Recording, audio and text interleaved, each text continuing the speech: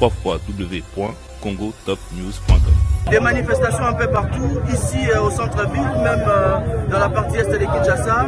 Comment est-ce que la police, que vous divisez la police de Kinshasa, encadre toutes ces manifestations? Bien, merci. Il faut noter que ce sont des manifestations spontanées. La police, dès qu'elle a appris la nouvelle, elle s'est déployée.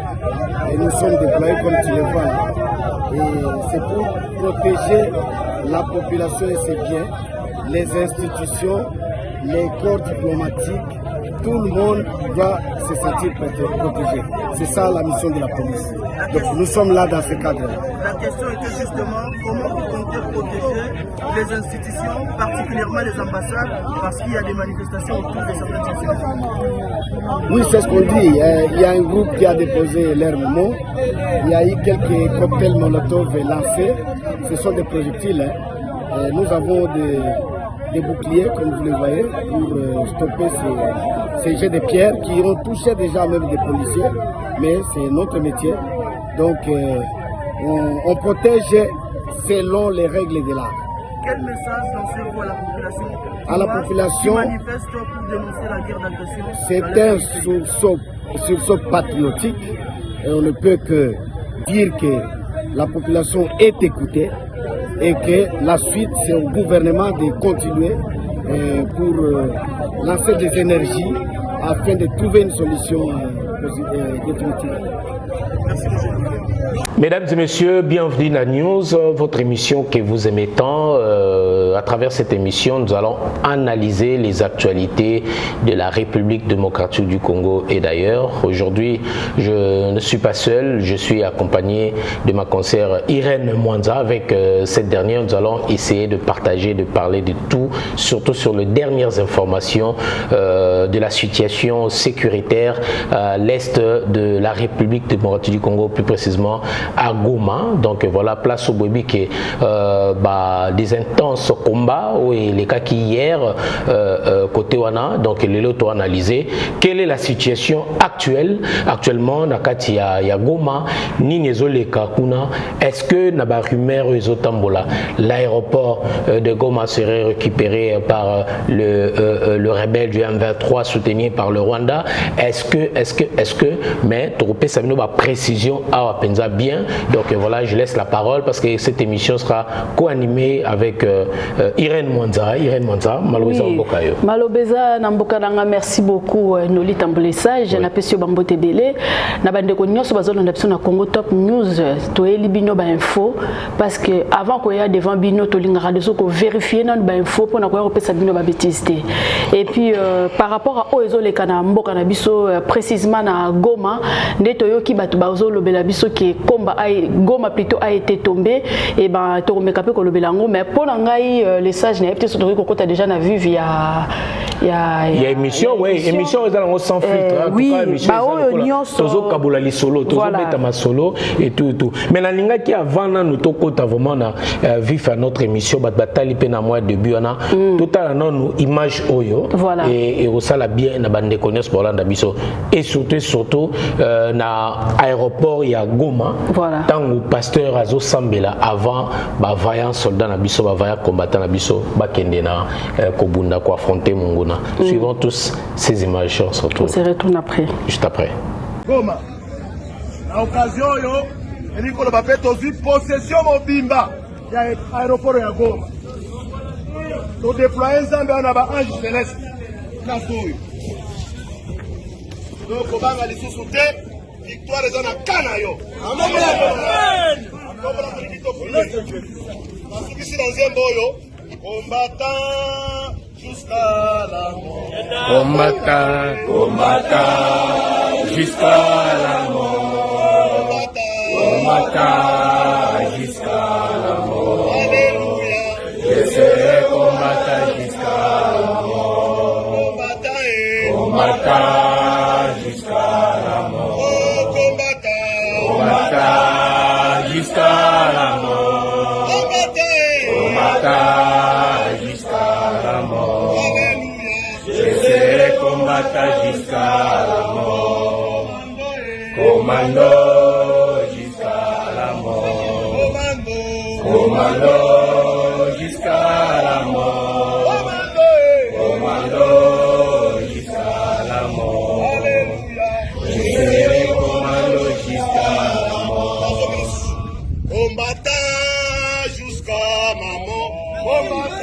combattre jusqu'à ma mort, combattre jusqu'à ma mort, je serai combattant jusqu'à ma mort, combattant jusqu'à la mort, combattant jusqu'à la mort, combattant jusqu'à la mort. Je serai combattant jusqu'à la mort. Dieu tout-puissant au nom de Jésus-Christ. Amen. Napesio merci. Événement eleki ba événement nyonso na mokili. Nzambe yo mokutokela mokili oyo. Okela pe ba wazali boso na biso awo. Siko utiliser bango puissamment, fortement. Na pouvoir opesi bango. Kobatela mboka, biloko ya population. Na mokonzi ya mboka. Na Congo. Bango nzambe. Batomboli liloba na yo likolo. Kolakisa ete yo nde okoki. Cette fois-ci ou jamais, nzambe accompagner bango na mission. Sala na bango, pambola bango, kotika bango. Mon côté bala ennemi mona yao. Akasa yo koloba amen.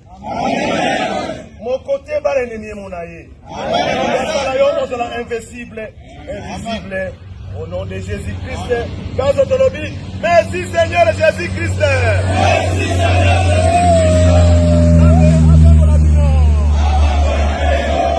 Voilà, Irène Monza, totali ba image oyo, yo posa muto sambela. Omoni on degni balbi to tikarato remetara nyos entre le même. Noli tambu eza mabete. Oui. Eza mabete ko tika makambu nyos maboko nzambe ko bosara te.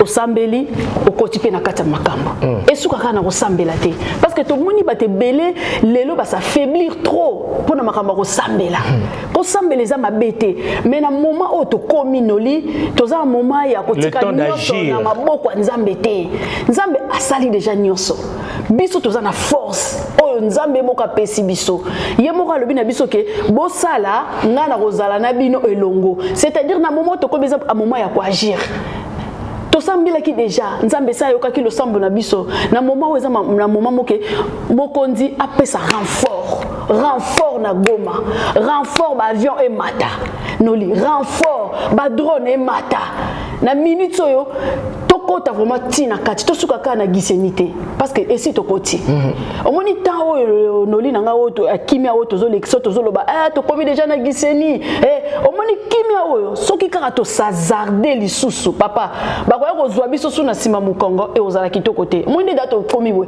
tokende biso cible na biso komi Kigali tovanda boyete na moni yo moko na tongo ndongo moni ba manifestation o ezali ya peuple congolais plutôt ba kinoise ba surprendre biso ba kinoise bango moko na rue ba telemi les sages baké pour ba la kisa mokonza mboka ke oza yo moko te na moment o mokonza mboka fo ba ke oza yo moko te ba far de na biso pe na front na boy ba boza bino mon côté tozana sima peuple congolais a surprendre mokonza mboka parce que toka ki batu musu babimaki balobi ba sensibilisation ba marche mais peuple congolais azeli muta guidé été a oki souci ya mboka nae parce que noli sans Goma Congo ezalate. Voilà, toko tana vif, il y a émission na biso, il y a analyse autre ça qu'on analyser. Mesdames et messieurs, to lobela nyonso oyo ezoleka actuellement tous les cas qui na journée na mboka na biso to na ville province, il y a Kinshasa. Donc voilà, il y a plusieurs rumeurs où est circulé surtout cet après-midi que l'aéroport de Goma serait récupéré par le rebelle du M23 soutenu par le Rwanda. Je tiens à préciser que le M23 soutenu par le Rwanda, donc voilà, il serait tombé entre les mains de l'ennemi. Mais totiel bino ba image joana botalango ba image originale na oza fake de fake news, de fausses images. Donc voilà, to komi na tango moko to lobaki on lobaki on lobby na analyse il y a news émission news to ça qui lobby na butu boye ba ke mungu na pesa telemi pona koya otia ba information ya mabe pona koya ko kosa biso to Beta vraiment Beta c'était côté information. Voilà. Tozana guerre information. Voilà. Na koma ki yango bien na Twitter ki yango na bato balanda biso na koma ki urgence, méfiance face à la propagande rwandaise qui partage une photo générée par Willy Ngoma bato aibi ndeko azasu ndeko na bisote o akena na côté ya munguna o lelo aza rebelle azasu congolais. Donc Willy Ngoma ne peut pas se trouver dans une zone encore en guerre. Voilà. Botala bien là-bas, on regardait bien, la tour de contrôle est trop petite. Comparez les deux photos, celle de Ngoma est clairement modifiée. Botala bien ma photo, totsaki photo est modifiée, na photo est non modifiée. Bozomona. Totsaki pende komoko wana bomoninga telemika na place oyo Willy Ngoma wana oya telemi o azako kosa ba kongomani ke ba récupérer Goma. Tolobaki yango. Soki bosali attention te. Bato bakotila biso des images anciennes. Exact. Bato bakotila biso ba image à lokuta. Na minute mutu nyonso pe communiquer n'importe quoi pona koya ko bebisa image, ko bebisa ba moral na biso ko lembisa biso. C'est ce qui est en train de se passer maintenant. Surtout ba o bazana diaspora no. Voilà, parce que diaspora ba image bato bazo prétendre Cotine de la bisoke o biso tozana Goma eza source fiable eza lokuta ba surtout na diaspora tozo benda to beni matoite parce que bat baza mikolo to lobika ke to fungoli bino mwa miso to lobeli bino c'est des émissions to salaka c'est des émissions préventives c'est-à-dire ko la musabino ko yebisa bino déjà que bo sala attention na likambo yo baningi eningi ko ya to ezo salama to eza maintenant ce genre d'émission to lobaki ke congolais tellement conscience.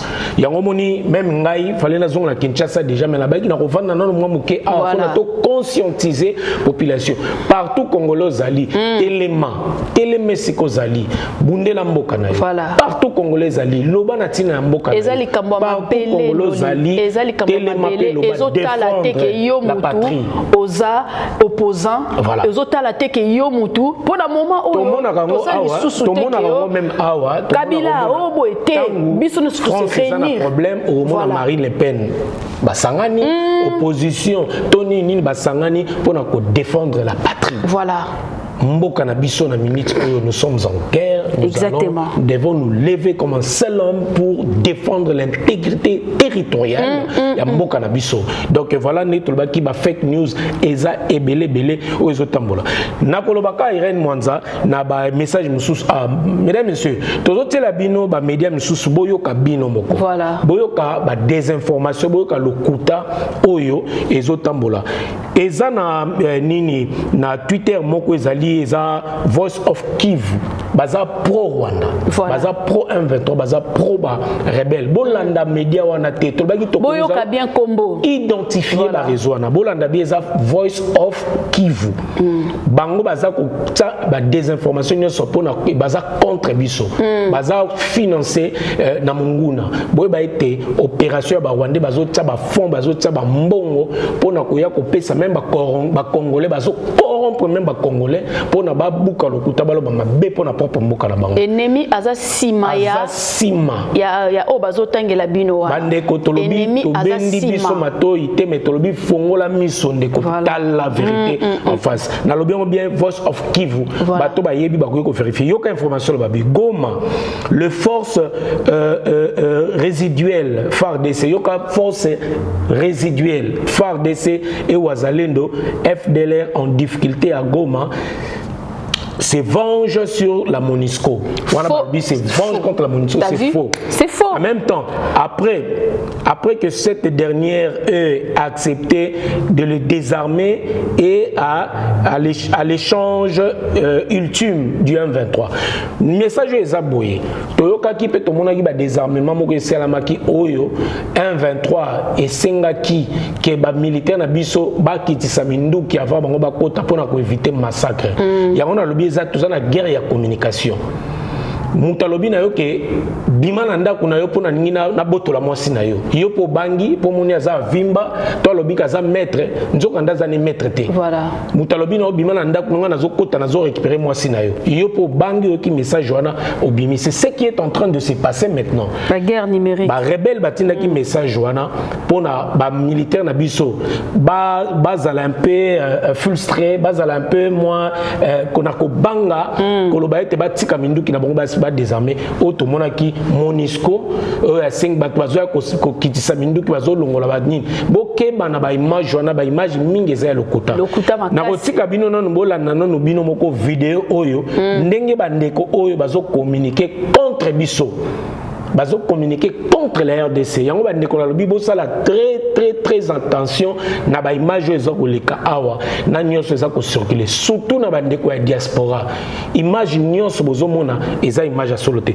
suivant na todo canon image oyo ndenge ba chaîne oyo baza corrompu ba futi bango na ba Rwandais pona koya ko bebisa mitema na biso pona koya na désinformation bolanda yango.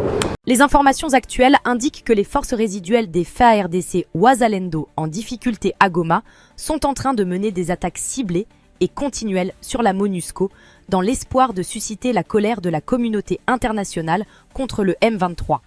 Il semble que les FARDC aient mal digéré le désarmement opéré par la MONUSCO à l'expiration de l'ultimatum fixé par le M23. A l'inverse, de nombreux analystes louent le professionnalisme du M23 qui a respecté le droit international humanitaire en accordant suffisamment de temps aux FARDC et aux mercenaires pour se rendre à la MONUSCO sans recourir à la violence. En attendant la prochaine réunion du Conseil de sécurité prévue ce mardi 28 janvier, espérons que le gouvernement de Kinshasa reviendra à la raison et empêchera ses soldats de se venger sur la MONUSCO pour des raisons de calcul diplomatique. Voilà, maman Irène, totali yango na si bandeko bayoki boyoki bino moko ndenge bandeko bazako loba contre biso na image wana nani alobi ete ba Ouazalendo na biso to ba FARDC na biso ba kende ko ba tika minduki ba désarmer bango pour que monguna botola mboka na biso. Tolobaki yango même eteni ya mukie même centimètre ya mabele na biso e ko kende pa ya bango te. Congolais aza sous Congolais ya lobité ya 2012 te.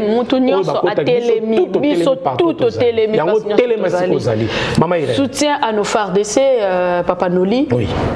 Bato nyoso ozokebisa te ke pona ko lakisa bango ke balanda ba information ko ya biso te ozokebisa pona ko yebisa bango ke ba information mingi ezoko nuire emsu bango baza ko voilà lokuta eza makasi soki tozobeta mbela tozobeta tango na mamamusu parce que yo siko zo minanda ko peut-être oza na possibilité ya kozwa ba information sûreté ozomona ka o ezoleka yo pozo kaptango pona yo zo kanisa ke eza malonga mais tozolinga to yebiso ke tangelo na ba page oyo eza ko déformer information oyo eza ko désorienter batu ba eba ko saisir information vraie té là où tu es voilà là où tu es yo esiko zali soutien à nos FARDC soutien na ba Ouazalendo et pas yo wapi ozwami maman yeba information papa yeba information nini okopesa parce que trop c'est trop Papa Noli na communauté intercriminelle tolobi trop c'est trop parce que biso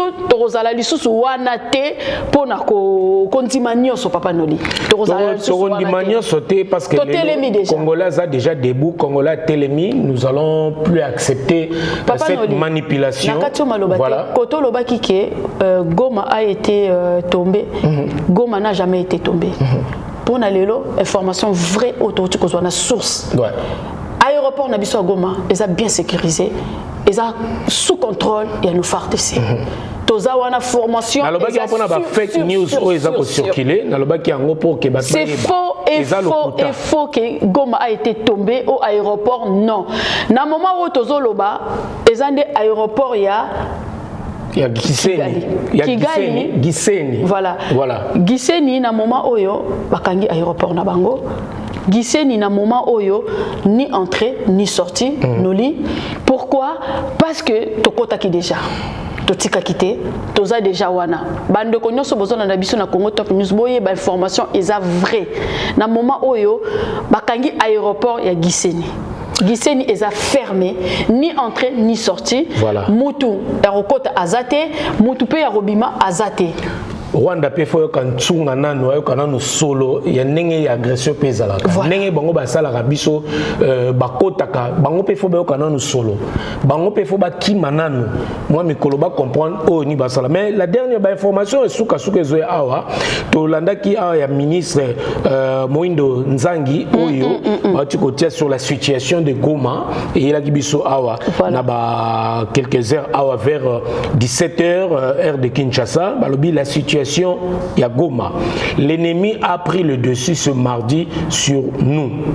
Hier soir, le FARDC contrôlait 80% de la ville. Les ennemis ont renforcé leur position. Le renfort sont arrivés par le lac Kivu et Saké. Ils ont envahi l'aéroport et le côté est de Goma. Voilà. Les combats sont en cours, mais le Rwandais se renforce davantage. Ministre Moindo Nzangi. Donc, il y a toujours un message préventif. Il y a été Rwandais to ennemi, bazako renforcer ma position à Bango Bakota par lac Kivu. Et puis bakoti par Saké où ils ont envahi déjà Naba M23. Et puis voilà, du côté aéroport, na côté est et à Goma, le combat sont en cours, mais le Rwandais renforce leur position.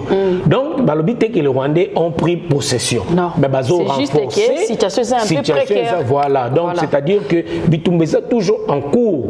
Tozo sala effort, to armée na biso bazo sala que pour naba récupérer la totalité ya Goma parce que Monguna a s'infiltré qui Monguna koti en tennis civil bakota ki bakoti biso na moi mégarde moi muke bakota ki biso. C'est pour ça biso to lo barake bakonzi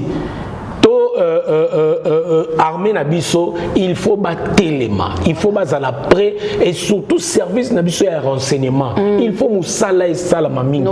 Les autres hommes ont battu un renseignement. Est-ce que mon renseignement dans le service à renseignement au coquille koya comme filmé? Na sengi même un message ou même na ba militaire nabiso. Totika comme filmé, totika kopé sa position nabiso. Yango monguna azoye ba position nabiso nyo se sikanini toza situé place nini tozali. Noli, voilà. Ils sont des moutous te faire croire bango ke bazaki makasi. En réalité ce sont des pérés. Rwandais au monike dans ba kotika na giseni ba muso ba kebata matina ba cave. Autant l'image ba muso ba bata matina ba cave. Ba muso ba zawana na kata ba cave. Te faire croire bango ke bazalaki makasi. Oh en réalité biso to banga makambote. C'est juste que yango tozo senga na mokonzamboka.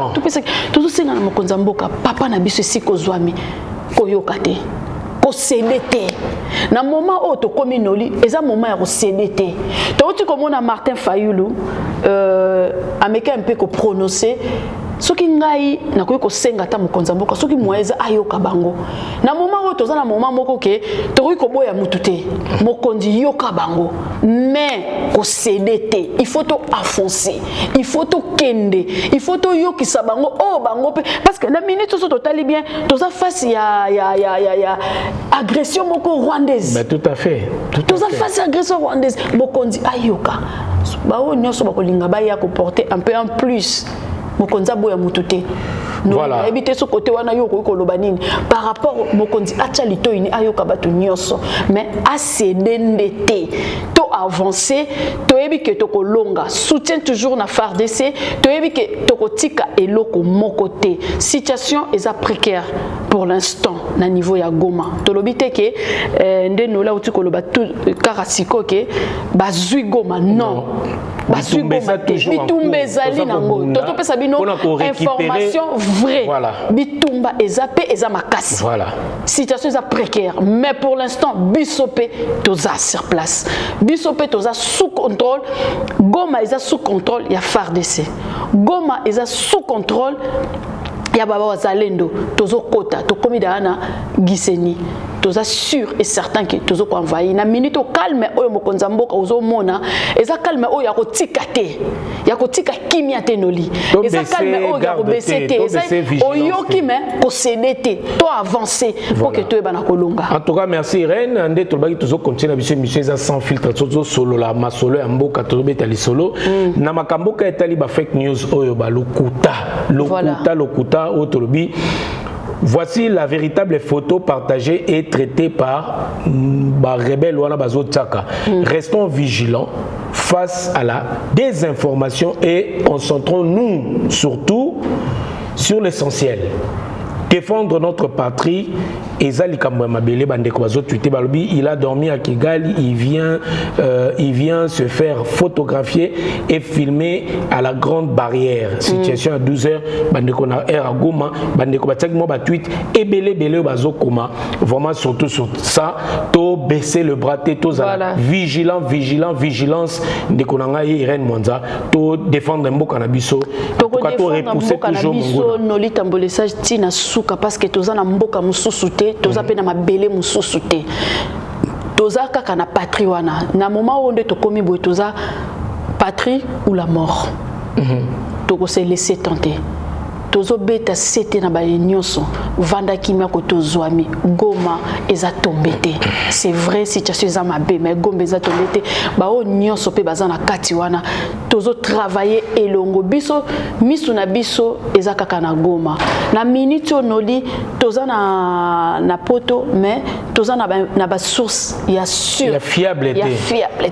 oyo ke ba ko pesa biso information moko et que to ya ko diffusango avant que toi vérifier l'information. Sur le plan stratégique, on ne peut pas tout divulguer aussi. Hein? On ne peut pas tout divulguer. Tout te dévoiler en haut. Nathan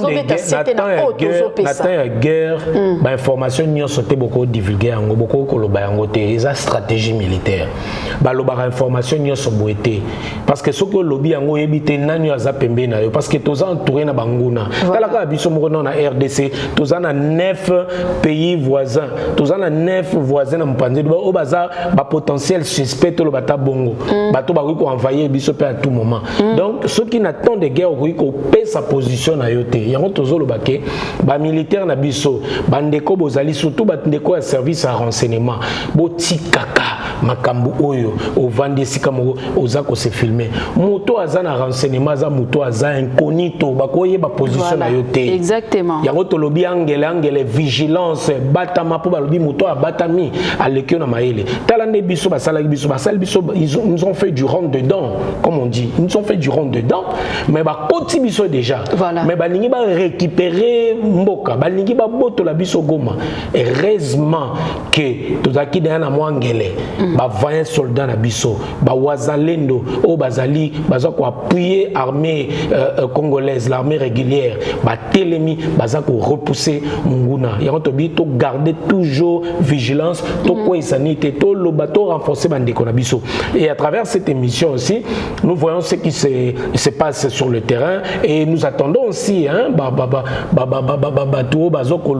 que notre armée n'est pas bien équipée ba policier na biso baza ko lia tenir et tout ça à travers ce message aussi je veux dire que voilà ba militaire na biso to za la ba exemplaire to tika makambo eza ya pillage. Bonjour. Comment ça va? Non, je me doute que ça va pas fort. Ça va pas. Vous avez pu garder votre confort au fait. Votre confort, vous avez pu garder.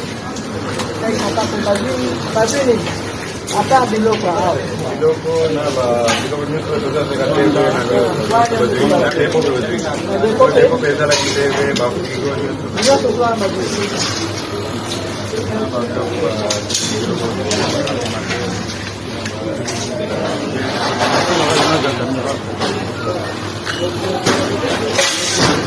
Moto tozomona même des images voilà. monguna zozwaka makambo ya mabe ya biso pona bakende ba interpréter yango mabe yango na bito zala ngele na tongo awa ata eloko ezate bunda posa monguna metika eloko yo oke koyiba oza koke koyiba ba citoyen oyo bazali na bango concerné te na makambo se koke koyiba bokene koyiba na ba pays ya banguna wana bokene ne ko panza kuna na bakidali na baronde sika ba ko salso mabe mais botika encore ko luka ko pauvre sous bandi to mekana ko lobela situation oyo esalami lelo na tongo na Kinshasa na nzela to moni pepe à surprendre biso abimi ye moko na makasi na ye alinko talisa mokonzi ke mokonzo za yo mokote alinko talisa bandeko nyonso baza na Goma ke totiki binote bakei to moni de bapanzi ndenge ba tumbi to moni ambassade ya France to relaxa bino na bilili moi muke parce que tokoki kolobelango troté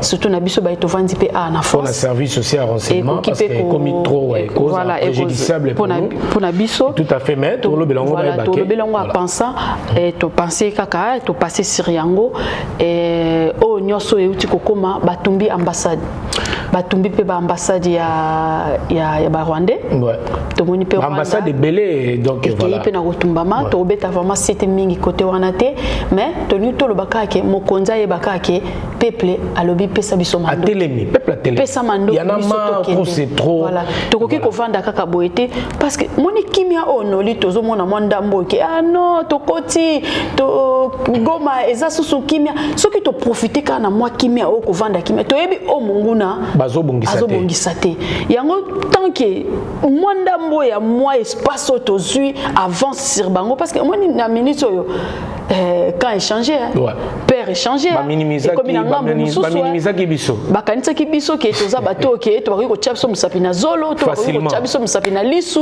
et que to se laisser faire na minute o soutien na biso ezaka na FARDC soutien na biso na bazalendo ba ono so baza sur le terrain toza ko soutenir bino à 100% botika mando kité toza na bino longo biso pe tant que bapandi sango tozo ya ko panza sango ya ko soutenir ba o sango ya solo il y a solo la véracité de l'information. Tozo il y a vraiment na sango o ezo uta na source pona ko sabino ke na minute oyo esika no sozo mi congolais congolaise ba congomani nyonso muta bank saote mboka eza ko koyate nde bato mususu bazo profiter na ba occasion oyo ba ko diffuser ba information ya mabe ke non mboka ozo mona ndeko na moko congolais zoba vive MP3 Yves Tala toke wapi tokomi wapi voilà totanga moi ba ndenge tozolo ba biso tozolo ba na image à l'appui tozolo bela makambo eza solo biso tozande tolobaka récolter traiter et diffuser voilà ici eza amateurisme te awa eza professionnalisme awa eza chaîne ya ba professionnel la chaîne par excellence où il y a que l'information ya solo donc voilà tolandi biso nyonso tomoni nyonso elekaki lelo le ce matin cet avant-midi na Kinshasa précisément oyo bakino ba telemi pona kolakisa mécontentement na bango donner de la force na ba FARDC na biso na ba wazalendo tomoni yango ba marche salami belé lelo mais surtout tobi plusieurs ambassades vandalisées à Kinshasa la police déployée les Kinois veulent se rendre à Goma pona kubunda pour combattre après tomoni mususu ba komeli biso ce matin l'ambassade du Rwanda sabotée par le manifestant moi tout eza belé tout ça tout moni ba ambassade belé ya Uganda tout moni ya même aux États-Unis ambassade d'Amérique États-Unis tout moni même ba tout bakendaki liboswana pona ko exprimer mécontentement na bango kolaksa na bandiko na biso bazo ko bunga na ba front kuna ke baza bango mon côté et que la population est derrière la bango donc la police nationale congolaise met de l'ordre devant l'ambassade de France à Kinshasa donc tout le monde même le commissaire Blaise Kilimbalimba demande aux manifestants contre la guerre d'agression rwandaise d'évacuer à leurs occupations. Donc, général Kilimbalimba, Blaise Kilimbalimba, voilà. Et par l'occasion, na mettre sur séance na l'activité nyonso, il y a une marche jusqu'à une date où vous allez fixer pour encadrer la marche pacifique à l'endroit. Il y a soutien à la population sur Est. Tout ce qui a été prévu pour l'instant, ils en ont nous. Et continue l'instruction. Donc, au Pékissi, voilà. Donc, lobby, pour soutenir l'économie d'Abisso, na tina tozanga makoki te na bitumba oyo tozali engagé na yango. Donc bakinoise bongo ya makasi. Alors je pense que la mikolo ekoya vu la Kinshasa ko organiser ba guichet moko avancé pour na koyeba pe ko marquer élan de solidarité na biso na ba moyens financiers. Donc ils vont communiquer, je pense que même à niveau à RTNC boye besika ba guichet avancé zali mbongo wane kokota et vous avez bon peu suivi et publié pour na relaxer Kinshasa ils allaient bon aligner l'indivisibilité ya Congo. Congo tozamboka o tolinga carte na biso. Oui, pourquoi na minute Monusco azolinga ko désactiver ba FARDC na biso? Bon, désarmement na wezo ninge sala mawana ezapnde na bisaki awa de prime abord, c'était pour na ko eza on habite na guerre ya communication. Ba message mususu na bisaki mutu musa ko lobano ke bima na ndaku nonga na zo ko tana ndaku na yo. Oki ke mutu mo boye boka ke azama azapomba to chata bongo. Jomoro boye babi oyende décametre yaza pomba albino ke bimana ndaku na yo nga na zo ko botola na yo ko tana ndaku na yo na zu mwasi no na bana na yo. C'est ça qui est en train, c'est ce qui est en train de se passer actuellement dans Mboka na biso. Ba désinformation na automoni pe bande comme susu ba lingi ba kota na information na ya on il faut faire très attention à l'information eza ko circuler pour eza ko bebisa eza ko désorienter biso ezo ningi et déstabiliser biso et démoraliser biso et décourager biso en même temps ya on biso toza le rôle la force contre force so boye na lokuta bino biso toye la bino vérité donc tolbaki mais talande image o tozoloba obabi le FARDC et Wazalendo capture quelques éléments de la RDF.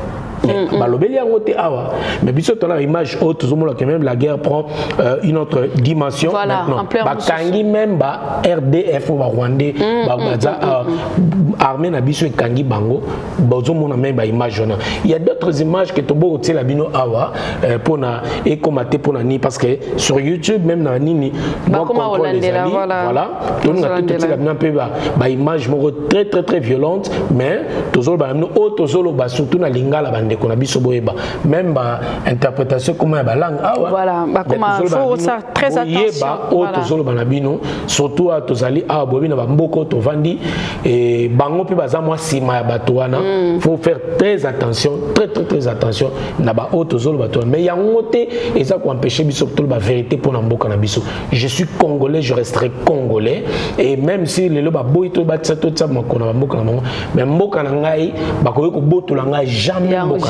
il faut toyeba aussi nolike tozaka biso moko tozaka biso moko ya mboka na biso nde to kobunda pona biso moko tozana mutu mususu te ba o nyonso tozoko koka ko maniola ba kombote pona ko boya place o biso to fandi bango nyonso baza contre biso voilà mutu moko tazana biso to mona ki on a conseillé ute koleka tozala ki kara na ba palestinien nde bango kara nde mutu baza ki sima na biso na russe ndalo baki aza prêt alobaki yango na ba Ougandais na ba Ougandais pe mutu balobaki ke bandimi te na conseil ou te koleka la façon dont bazo traiter RDC mais to monaki na kata salle ndenge ba Rwandais ba bimaki ba o bazaki représentant ba Rwandais nde ba bimaki na kata salle ndoli na yebi ke monaki yango tout à fait monaki yango toza biso moko tozana mutu mususu te baza sima bazokosa kotoke tozo kotelemela Rwanda ameka mpe ko cesser azala makasi na Congo te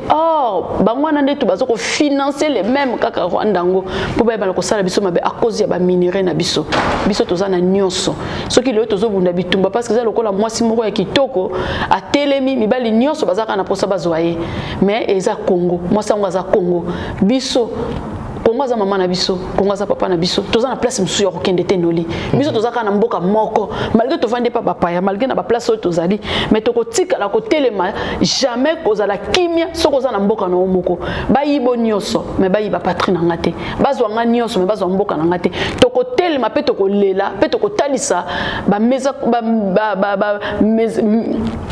ba mécontente na biso devant mokonza mboka pona ko yebiso OK papa ezo sala pasi komona ya biso bandeko bazo sala bazo linga ba salela biso boye papa to vandité toza elongo na bino ba FARDC soutien na bino maboka maloba mboka. Merci beaucoup Irène Mwanza. En tout cas ba message na sepelé na message moko surtout na pesi na président CESAC Mbote Sikazolanda biso Christian Bossembe. Donc je te salue mon frère.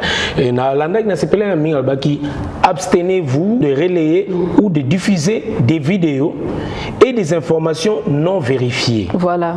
Le média et les journalistes, quant à eux, doivent clarifier leur ligne éditoriale en ce temps de crise et soutenir sans équivoque nos vaillants FARDC.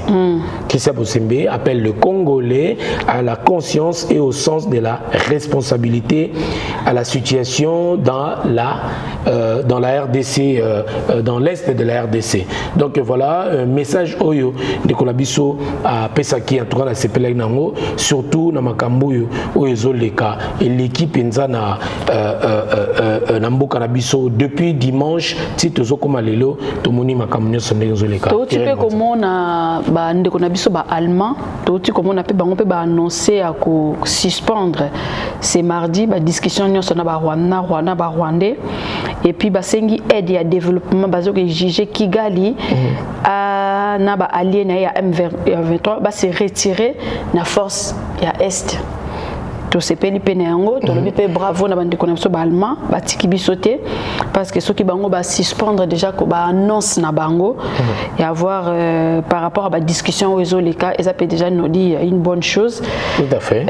To moni ba mindele nde bazo ba mususu na kati ambassade nde baza ko mona ba mine d'étoile kuna ba mususu ba bimisi bango ba yo ki passe un peu ndenge ba brûler ba marambe belé mais comme on appelle ba ninga mususu ya ba ndeko baza pembeni ko soutenir biso et ça peut pas mal na moni pe no lioza na information mususu ko occuper ko pesa. Voilà, Tomoni, le VPM de l'intérieur a aussi Koloba Kalaming était à Jacquemin Chabani, ministre intérieur, donc le vice-premier ministre de l'intérieur Jacquemin Chabani au Quinois. Que chacun rentre chez lui, votre colère a été exprimée et entendue. Donc, tous autres, la biso toujours d'information oyo et na basuka suka parce que tous informé bino en temps réel na makambu oyo ezali koleka na mboka na biso tolobi bien surtout na diaspora bako sa biso te na ba information ya mabe biso tous information ya solo Irène. Exactement, cette fois-ci biso to laisser tes personnes à manipuler peuple congolais.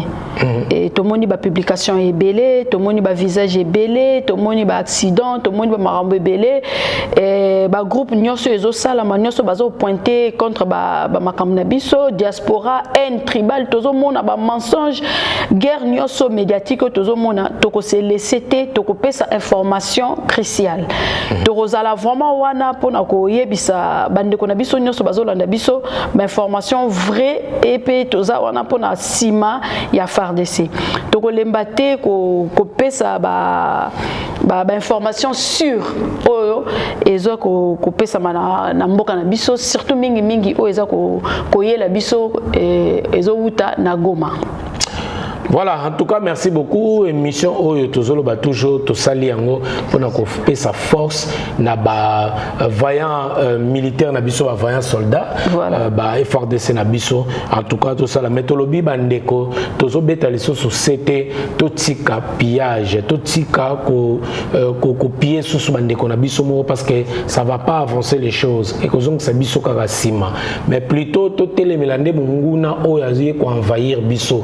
To telemela munguna lekate omoni tango esalamaka na Kinshasa tango banguna bakotaka population etelemaka bomonaka na changu kuna bandeko batelemaka komaka même balinga kima parce que bakomaki libanda. Voilà, lelo tozo remarquer même na kati ya bandeko na biso mo bazo bomba même banguna bazana bandako na bango babombi bango bimisa ye dénoncer ye tolobi en opération bimisa munguna dénoncer ye na bandeko bozolanda biso na est bozolanda biso na Goma kuna bozolanda biso esika na Kongo la li soki moni munguna eki ata pesa ki mbongo wana lia loko so lie mbongo wana zwa bimisa ye pesa ye na maboko ya police na biso to pesa na maboko ya armée congolaise na biso pona batala likamula bango to céder mboka te to telema Irène Monza. papa ba oh nyonso ezoleka lokola makambo na kati ya République démocratique du Congo na ero na touti komona ndenge toboyi te bokoyi ko se manifester mais ndenge bozo piller wana ezaki kitoko te parce que ndenge bozo piller wana après lobi boko benga lisusu ba investisseur ke ba ya banani bakoya ko investir na mboka o moindre problème ko piller bokoyi ko telema ko loba ke to sepelité na acte ezo sala ma to sepelité ndenge makambo ezo sala na Goma mais eza vraiment irresponsable na part ya ba oyo bazo piller na part ya ba oyo bazo luka kokota ko piller c'est pas bon noli okoyi kokota na ambassade okoyi ko brûler okoyi ko sala okoyi parce que o sepeli na eloko esalamité mais ko piller il faut ko bete la cité na eloko wana eza vraiment enfantin franchement tokola tomonaki na ba pillage outi koleka na ba ane outi koleka ndenge kitisa kimboka na biso na se tozongele loko wana te boza mécontent boza ko réagir mais botika ko piller wana eza kitoko te lobi na lobi toko telema pona ko luka ba investisseur ba ko investir na mboka na biso tango bazomona ba image wana moindre pampa bino bozaka wana pona ko yiba poto ko benga ngoza ki moyibi mingi pe bato sala ba makambo wana mingi eza pe ba soda basa complice noli eza kitoko te to telemeli mbela wana pe to lobi etikala ko sala madisusu te en tout cas manifester mécontentement na yo mais tika pillage olobaki makamba Allemagne na moni pe bango na site na bango donc l'Allemagne vient de suspendre des discussions prévues avec le Rwanda sur son aide au développement et puis babi exigeant le retrait de forces rwandaises et de leurs alliés du M23 de l'Est de la République démocratique du Congo, a annoncé les ministres allemands du développement et de la coopération économique. Donc voilà, message moke et puis bazo comprendre yangwana quoi. Merci beaucoup Noli ngape na zongi na Est de la République démocratique du Congo. Tout comme une information et comme Libiso vraiment yassir après avoir réussi à faire évacuer sa famille à l'étranger, on a Paul Kagame et vraiment ya solo que va convoquer réunion stratégique na sécurité FARDC na wazalendo toujours présent na Gisenyi. Voilà. En tout cas, tu as dit un message il y a quelques minutes. Il y a ministre à l'information, Excellence Patrick Mouyaya, où il a commis nous sommes en droit de manifester notre colère, mais faisons-les pacifiquement. Donc voilà notre message de condamnation et d'interpellation contre les actes de violence commis sur les ambassades et d'autres infrastructures. Voilà, ministre, il y a information Patrick Mouyaya à travers cette émission. Nous sommes en droit d'exprimer notre colère. Nous sommes en droit d'exprimer notre désapprobation. Nous sommes en droit, à la suite du message porté par le président de la République et la ministre d'État des Affaires étrangères aux Nations Unies, d'exprimer notre colère. Mais faisons-le pacifiquement. Ne nous attaquons pas aux infrastructures consulaires des pays qui sont accrédités en RDC. Parce que ce n'est pas des natures à renforcer le soutien que nous attendons d'eux. Parce qu'ils risquent d'être préoccupés par les sorts de leurs compatriotes. Ici, je voudrais remercier le vice-premier ministre, ministre de l'Intérieur et l'inspecteur provincial de la police parce qu'ils ont mobilisé et les policiers, parce que j'ai circulé en ville avant d'arriver ici, j'ai vu qu'il y a un dispositif fort qui est déployé pour encadrer les manifestants.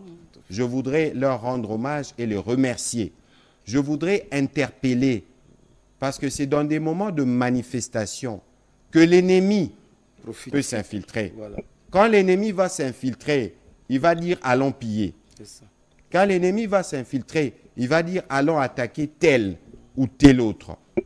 Si dans un mouvement de masse, vous remarquez qu'il y a un intrus qui pousse au pillage, qui pousse aux attaques, il faut les dénoncer. Voilà. Il faut savoir que nous sommes infiltrés.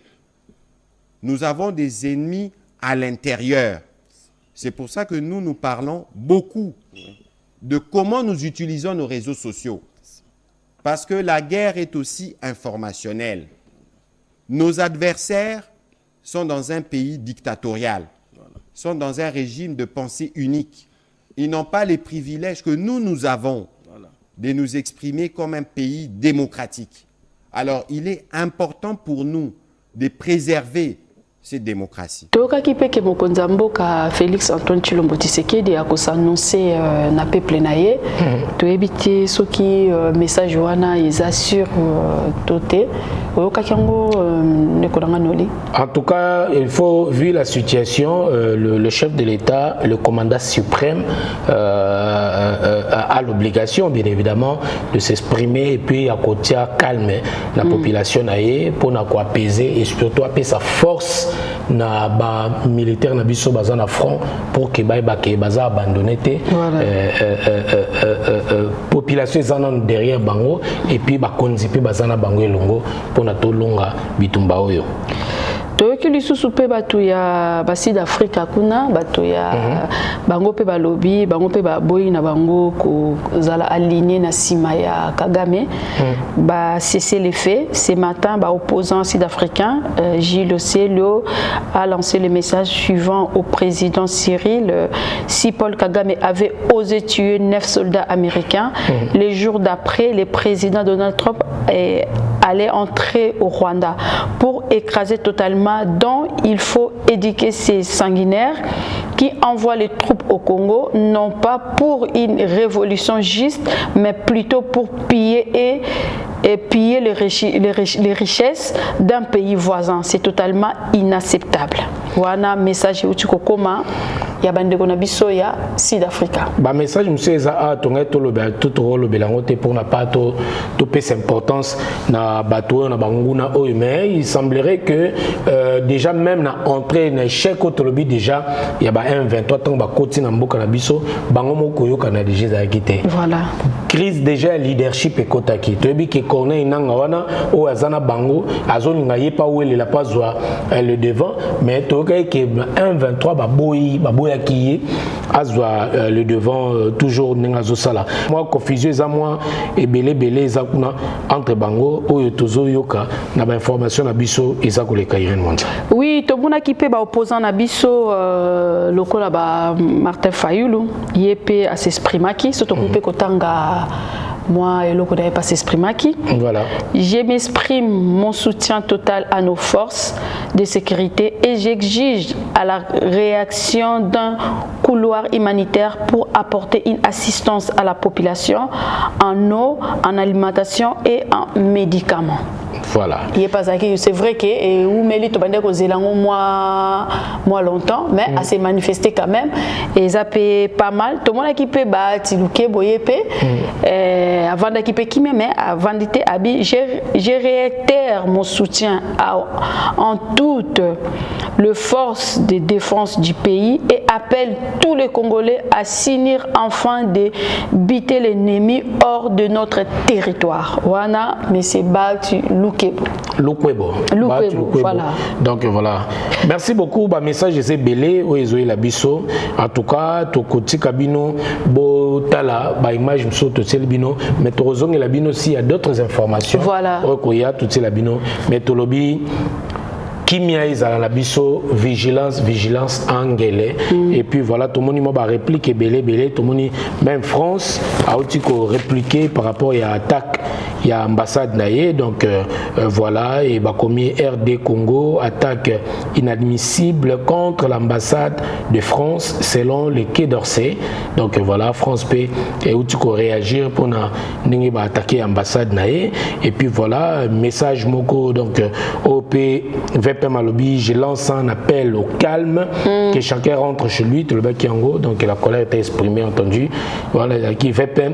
Il y a intérieur, voilà, Jacques Chabani, et puis lobby sous lundi, la cité de l'Union africaine, tout le monde qui, le président de la République, a présidé une réunion, donc voilà, la chef de corps concentré sur la situation sécuritaire humanitaire dans la province d'Abisso. Moi, je suis belé eza koleka oyo tomoni ke bakonzi batelemi bazolobela yango toujours mpona soutenir mboka na biso. Donc bamakambo ezobele bele ezo kotambola surtout tozolobela ke oyo bazoloba ke Goma est sous contrôle, aéroport na biso monguna ezwi yango ke o ba rebelle si bakoti baza kotambola librement bokeba na ba information na bokeba na ba image ya lokuta oyo ezali ko circuler na mboka na biso.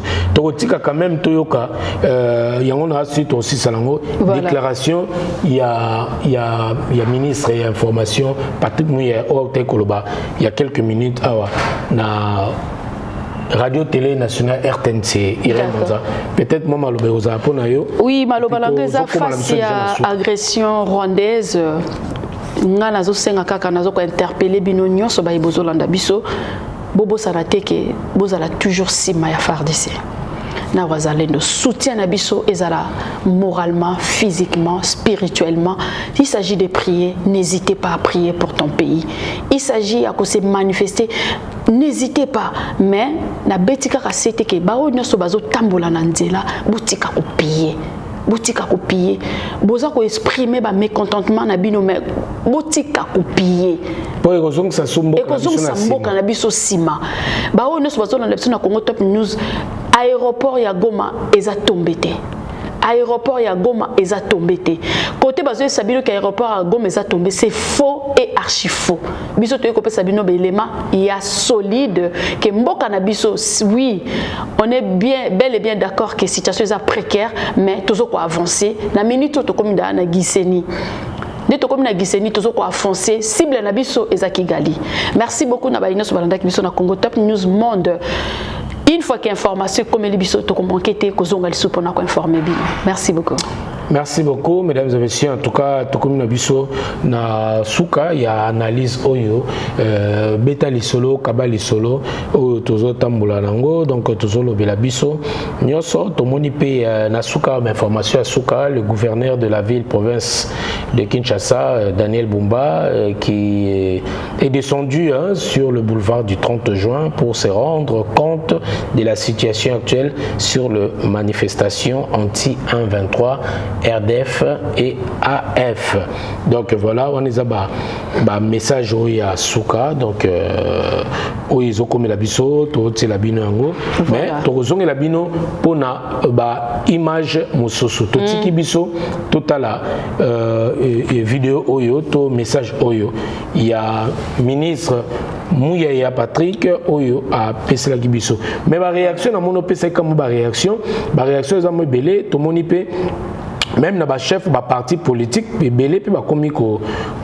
réagir. Oui, c'est vrai que voilà. Qui m'a moment qui vraiment peut baloba parce que bango pe baza wana pona kolobela parce que peuple ça ka peuple ya mokonza mboka te ba on se baza wana na gouvernement na makamba boende tozela bango pe ba ya ba beta un peu mbela na bango ba me camper ko sensibiliser peuple au calme parce que ba peuple pe ba yo ka bango to mona ki o tu koloba nani uti ko komela biso nana lobi information uti côté ni namoni AAP nazo vérifier ngo to moni réaction pe à mona mboka le sénateur Jean-Tini Ngobilawa azali pe chef ya parti ya ACP autre bibiso nyoso namoni pe réaction na ye et salami o ya lobi tozo tangango to tiango awa donc ezalaki à partir à bureau politique na ye ou comme le bureau politique de l'Alliance congolaise progressiste en sigle réuni ce lundi c'est mardi 28 janvier 2025 sous le leadership de son président national, l'honorable sénateur Jean-Tini Ngobilawa, en rapport avec la situation sécuritaire qui prévaut à l'est du pays et apporte son soutien aux forces de l'armée de la République démocratique du Congo ainsi que au